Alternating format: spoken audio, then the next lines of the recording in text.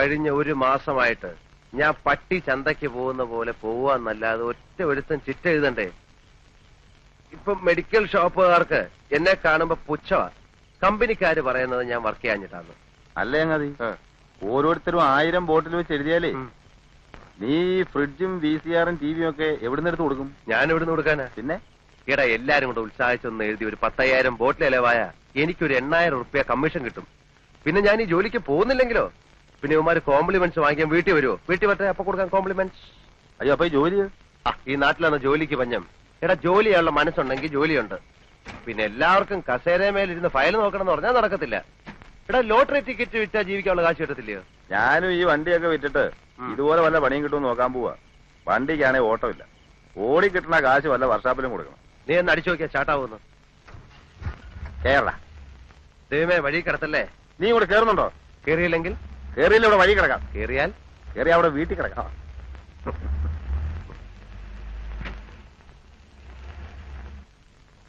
എന്റെ ഏട്ടാ ഞാൻ പറഞ്ഞ കേക്കണ്ടേ? ഉച്ചയ്ക്കാണെങ്കിൽ കഴിച്ചു എന്ന് വരുത്തി. അയാള് വന്ന് വഴക്കുണ്ടാക്കണ ഇത് ആദ്യമൊന്നല്ലല്ലോ. എന്റെ കുട്ടി ഇനി കോടതി കൂടെ കേറാനേ ബാക്കിയുള്ളൂ. അതും അയാൾ കേട്ടു. എന്റെ അമ്മയെ കോടതി എന്ന് പറയുന്ന തല വീഴുന്ന സ്ഥലമൊന്നുമല്ല. അയാൾ കൊണ്ട് കേസ് കൊടുക്കട്ടെ. പിന്നെ അയാളോട് സമാധാനം പറയണ്ടല്ലോ. അമ്മ ആഹാരം കഴിക്കേ. എനിക്ക് വിശപ്പില്ല. ആദ്യം കേറിട്ടാ. പിന്നെ മണ്ണാൻ കേട്ടാ. ഇനി അമ്മ കഴിച്ചിട്ടേ ഞാൻ കഴിക്കുന്നുള്ളൂ. എന്റെ അമ്മ അയാൾ കേസ് കൊടുക്കത്തില്ല. ഞാൻ അയാളെ ചെന്ന് കണ്ട് സമാധാനമായിട്ട് സംസാരിച്ച് തീർത്തോളാം. വഴക്കൊന്നും ഉണ്ടാക്കരുത്. ഇല്ല, നയത്തില് അയാളെ പറഞ്ഞ് മനസ്സിലാക്കി സോപ്പിട്ടങ്ങ് കുളിപ്പിച്ച് കിടത്താം. പോരെ? അമ്മ കഴിക്കേ. ചില സമയത്ത് അമ്മയുടെ സ്വഭാവം കൊച്ചു പിള്ളേരെക്കാട്ടിലും കഷ്ടമാണ്.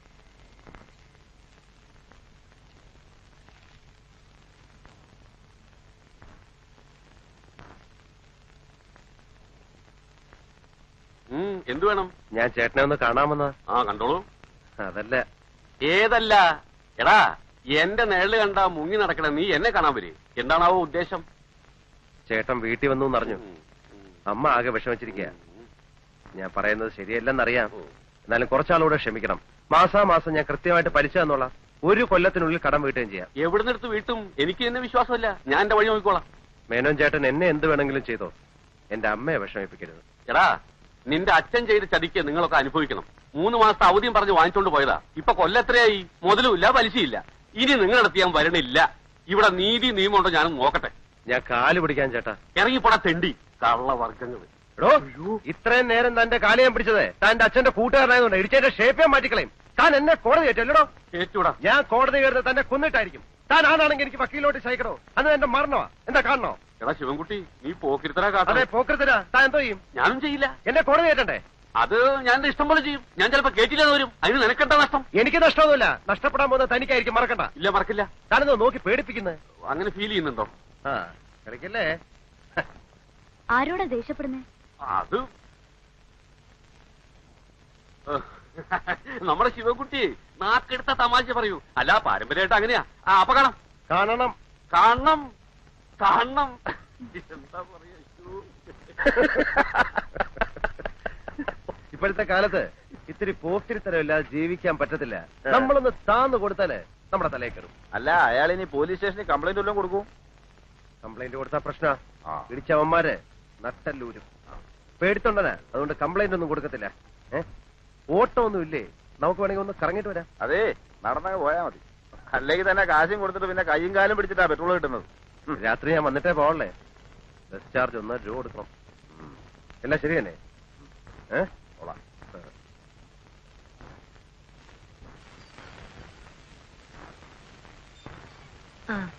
ശിവൻകുട്ടി വന്നു. ഏട്ടനപ്പോ വന്നു. പഞ്ചസാര വാങ്ങിച്ചോടാ. പഞ്ചസാരയും അരിയും മുളകും ഒക്കെ ഉണ്ട്.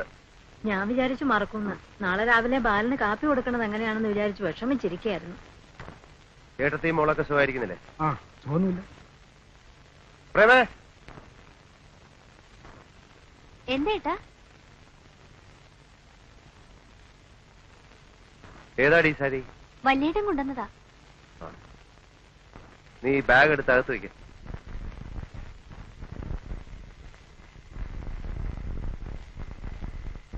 പെണ്ണ് സാരി ഉടുത്ത് കാണുമ്പോ പേടിയാവുക. അതെന്താ? ഏട്ടാ ശ്രദ്ധിച്ചില്ലേ? അവള് വലിയ പെണ്ണായി. ഒരുത്തനെ കിട്ടണമെങ്കിൽ കാശ് എത്ര കൊടുക്കണമെന്നാ? അതിനെന്താ ഇപ്പൊ നല്ല വരവല്ലേ? വരവോ? ചേട്ടനോട് ആര് പറഞ്ഞു? ഈ വേഷവും പത്രാസും കണ്ടിട്ടാണോ? ഈ വേഷം മാത്രമേ ഉള്ളൂ. കഞ്ഞി കുടിക്കാനുള്ള വക ഞാൻ ഉണ്ടാക്കും, അത്രേ ഉള്ളൂ. എടാ, മൂത്തോര് പറഞ്ഞാൽ കുറച്ചൊക്കെ അനുസരിക്കണം. നല്ലൊരു സ്ഥലത്ത് കൊണ്ട് ഞാൻ നിർത്തിയതല്ലേ. ആരെ കൊണ്ടൊക്കെ പറയിപ്പിച്ചിട്ടാ ഗോവിന്ദൻ കോൺട്രാക്ടർ സമ്മതിച്ചെന്നറിയോ? മാസം 1800 രൂപ ശമ്പളം, ഒന്ന് കണ്ണടച്ചാ കാശ് വേറെ. അതിട്ടിട്ട് പോകും. സിവിൽ എഞ്ചിനീയറിംഗ് ഡിപ്ലോമ ഹോൾഡർ മരുന്ന് സഞ്ചിയും തൂക്കി പിടിച്ച് നടക്കുക.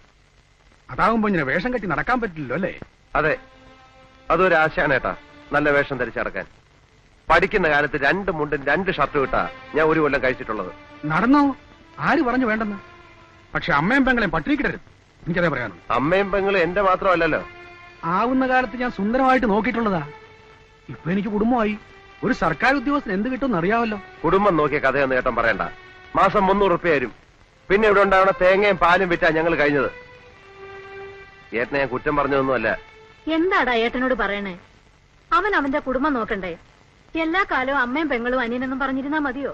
അവൻ പറഞ്ഞോട്ടമ്മേ, ഞാൻ കിടന്ന് വെള്ളം കുടിക്കുന്ന ആർക്കും മനസ്സിലാവില്ല.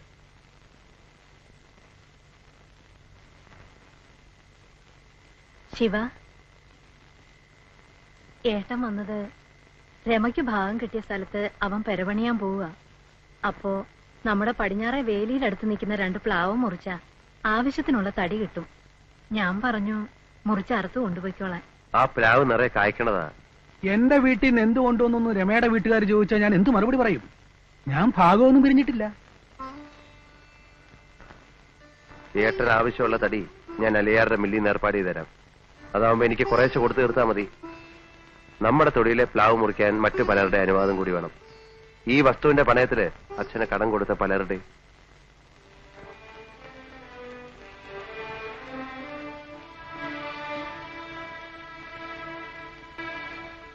ഇത് കണ്ടു തൃപ്തി വന്നില്ലേ ഇതുവരെ? കിടക്ക വിരിച്ചിട്ടുണ്ട്. ഏട്ടൻ കിടന്നോ? അവൻ കിടന്നു. പാവം. ഒരു വീട് വെക്കണം എന്നുള്ള മോഹം ഏട്ടനും ഉണ്ടാവും അല്ലേ? പിന്നില്ലാണ്ടിരിക്കുവോ?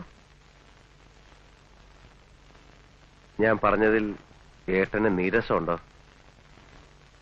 സ്വന്തം വീട്ടിലല്ലാണ്ട് എവിടെ ചെന്നാ ഏട്ടനൊരു സഹായം ചോദിക്കുക? ഞാൻ വെറുതെ പറഞ്ഞതല്ല.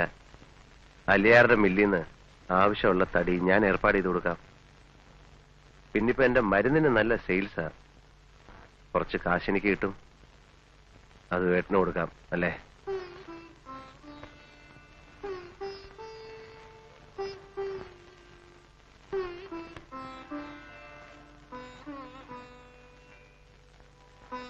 വാ, വന്ന് കിടക്ക്. നാളെ രാവിലെ പോകേണ്ടതല്ലേ? നമുക്കും വേണം നല്ലൊരു വീട്. പറ്റിയ ഇതുപോലെ തന്നെ പണിയണം. 2 നില. 2ാമത്തെ നിലയിലേക്ക് പുറത്തുനിന്ന് സ്റ്റെപ്സ് വേണം. പ്രേമയുടെ കല്യാണം നടത്തി അവളെയും ഭർത്താവിനെയും മുകളിലത്തെ നിലയിൽ താമസിപ്പിക്കാം. താഴെ ഞാനും അമ്മയും. നമ്മൾ 2 മാത്രം മതിയോ? പോരെ? നീ പറ, മതിയോ? അമ്മയുടെ ഇഷ്ടം.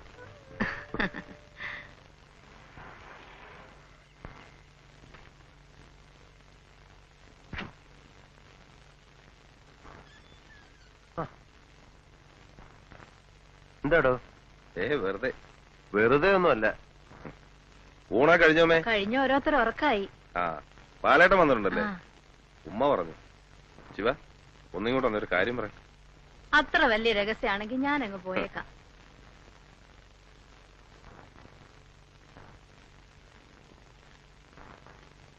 എന്താ കാര്യം? ഒരു കോള് വന്നിട്ടുണ്ട്. 10,000 ഉറുപ്പിക കിട്ടും. ഒറ്റയ്ക്ക് പോകാനൊരു മടി. നിനക്കൊന്ന് കൂട്ടുവരാമോ? നിനക്ക് 10,000 രൂപ കിട്ടുന്ന കാര്യമാണെങ്കിൽ ഏത് കള്ളക്കടത്തിന് ഞാൻ റെഡിയാ. എന്താ കാര്യം? പഴം. പഴോ? പഴമെന്ന് പറഞ്ഞ ശവം. ഒരു കക്ഷിയുടെ കാർന്നൂര് കിറങ്ങി. വയസ്സായി ചത്തതാ. നാളെ നേരം വെളുക്കുന്നതിന് മുമ്പ് ശവം തറവാട്ടിലെത്തിക്കണം. മരണ സർട്ടിഫിക്കറ്റ് വാങ്ങിച്ച് ഇന്ന് കൊണ്ടുപോകാൻ പറ്റത്തില്ല. നമ്മുടെ കാറി കൊണ്ടില്ലാമെങ്കിൽ 3,000 ഉറുപ്പിക തരാമെന്ന് പറഞ്ഞു. കേക്കട്ടെടാ. കുഴപ്പാവോ? കുഴപ്പമാവാതെ കൊണ്ടുപോകണം. കൊലക്കേസൊന്നുമല്ലല്ലോ. ഏയ്, ഞാൻ അറിയുന്ന ആളാ. എങ്ങനെ കൊണ്ടുപോകും? അതിനൊരു സൂത്രമുണ്ട്. ചൂടാറണതിന് മുമ്പ് കൊണ്ടുപോകണം. നിനക്ക് വരാൻ വിഷമമുണ്ടോ? വിഷമിച്ച കാശ് കിട്ടോ? വരുന്നിടത്ത് വെച്ച് കാണാം. എന്താ? ആ